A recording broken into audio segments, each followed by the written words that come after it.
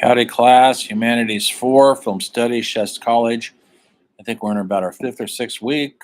It's going by fast. Hope you're doing well. It's starting to cool down. We're getting into some fall weather, sort of. It's not as warm as it was, that's for sure. Hope you guys are doing good in your papers. I'm still grading the Cis Kane papers, so I only have a few more left, and I'll be done with that before I start in on the French New Wave. Please pay attention once again to the instructions on the essays, what I'm looking for, what I'm not looking for. I'm not looking for a plot description, not looking for a thumbs up or thumbs down review. I'm not looking for you to explain to me your dislike for black and white cinema. I'm looking for you to analyze why the film matters. And I've given some suggestions how to do that, breaking it down into script, into camera work, into performances, into themes, symbols, music, whatever makes the film count. Why? And explain it. Don't just say the camera work's awesome. Explain why it's awesome. Don't just say it's dull, it's boring. Why is it dull and boring? Okay? Try to envision that you're in 1960 and you go into a movie theater and see one of these films. Try to take your contemporary vision off of it and put your mindset in the historical context which the films were made. That's real important. And that's part of the humanities aspect of it. Look at when the films were made. Look what On the Waterfront and Jane and the Rebel Without a Cause were made during the Cold War. Rock and roll was starting. Things were jumping in this country artistic wise. We're in a Cold War with Russia. The House on American Activity. All that was happening while these films are getting made. And that's a reflection of what's going on in the country, and the country is reflecting what's going on in the films. The youth market was starting to take a hold. Okay, I'll shut up about that. That's last week. This is this week.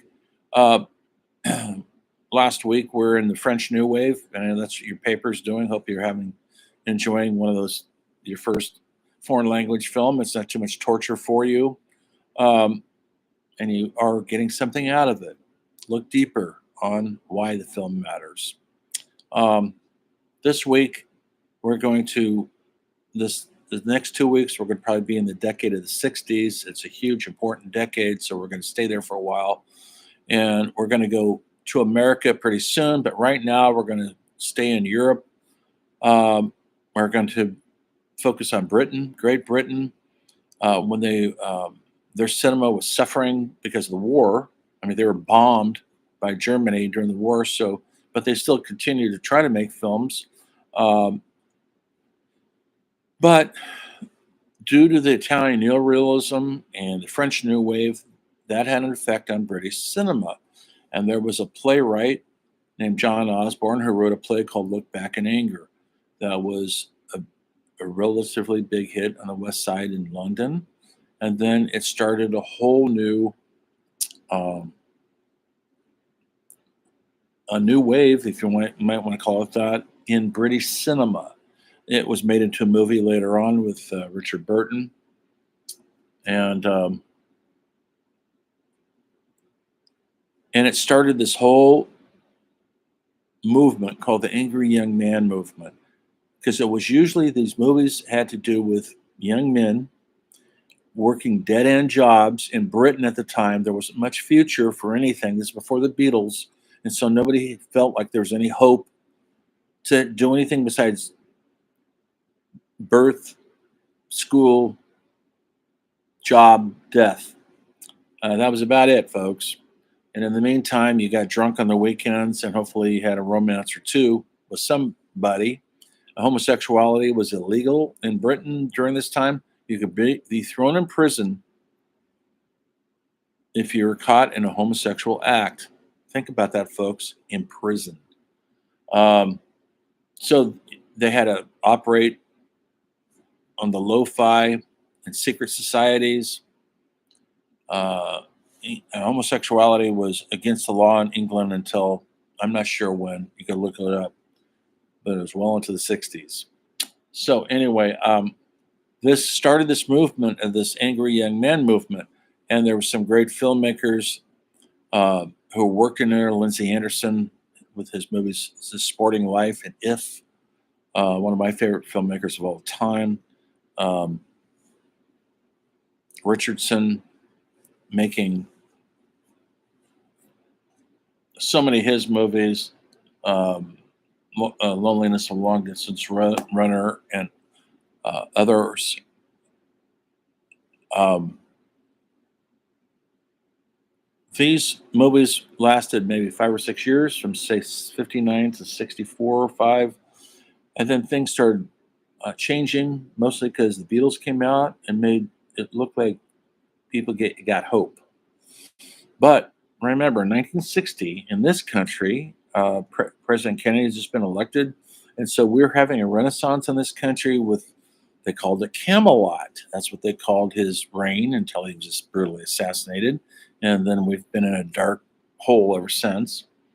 So things are looking up in America. They're still struggling to figure out how to deal with television, and they're making biblical epics like Ben Hur and Ten Commandments to compete with television. Um, but in Britain at the time, they didn't have kind of the same issues we did, but they had a lot of people who were working dead end jobs and had no hope. The Beatles and Kennedys gave people hope. It looked like, oh, young people know what they're doing. Young people glom and dom to it, like there's some hope. It just wasn't the old generation running everything. And so we had this movement, also known as a kitchen sink drama. The reason why they called it that, because the stories are very modest. We're not talking big special effects or shoot 'em outs or any violence besides emotional violence. They're preparing meals. The human condition, that's how real these films were. They took it from Italian neorealism, kitchen sink dramas. That's what they called them, because a lot of scenes were done in the kitchen. How where real people gather to eat, drink, argue, love, disagree, and start over the next day in the kitchen. So that's what it was labeled, and it was pretty successful for several years until it wasn't anymore, and people were looking for other kind of movies, not so realistic. And color became a big thing. These films are mostly in black and white. Yes, folks, they're still filming in black and white, not just because it's cheaper. Yes, it was, but also because it's more realistic and kind of looks more real than color. Even though I know we're living in a color world, but it's easier to film a drama if it's in black and white because it really makes you focus on the performers' faces and what's being said instead of pretty pictures. So um, many of these films are groundbreaking, um, trying to tell the story of working class people in Great Britain at the time, which was coming out of World War II, had been bombed extensively. It's being built up again, but things were still pretty hopeless there. What was changing is the youth market. Rock and roll was changing things before the Beatles, but the Beatles are starting to happen. The Rolling Stones are starting to happen. Not quite yet, though. They're playing in small clubs, and it was starting to happen, but they weren't the huge phenomenon they became. So there was hope with the youth market. The older people were just resigned to live a quiet life, drink their tea, and eat their biscuits, and essentially, hopefully, not die too painfully. Well, the young people wanted something more, like young people always do. And that's where the big change is. That's where these films are important. Saturday Night, Sunday Morning is a wonderful film about a blue collar guy who wants something more out of his life. He's a dreamer. He doesn't just want to work at the factory making ball bearings. That's what he's doing. And but he has the unfortunate circumstance of having an affair with a woman, and this is before birth control. Besides, condoms, or people got married to have sex. Essentially, that's what they did. And he gets his girlfriend pregnant, and his whole life will be ruined because of this. So his dreams are kiboshed because of the kid's on the way. That means he's got to support the kid. And so it's called Saturday night, Sunday morning. So the good times are Saturday night. You go to the dance club, you're dancing, you're drinking, you're having a good time. Go home and have sex with a woman, and you wake up and she's pregnant. Welcome to the real world. And so many of these films had that same theme. The Sporting Life was about a rugby player who's going to be a star, and he gets his woman pregnant. It's going to put a kibosh on his career. Um, Birth control was a thing that was not readily had. This is before um, Planned Parenthoods or abortions were legal. It was illegal, and so it could ruin your entire life if you're going to have an unwanted child. If you're going to stick around and do the right thing and raise it as a married couple, so you're forced into marriage with a woman you might not even know that well. This happened over and over again in these movies. Uh, the other themes were individual freedom, people who are dreaming of a better life. How do you get it when it's not readily out there? We didn't have YouTube or TikTok videos to parade around in our underwear and look for attention.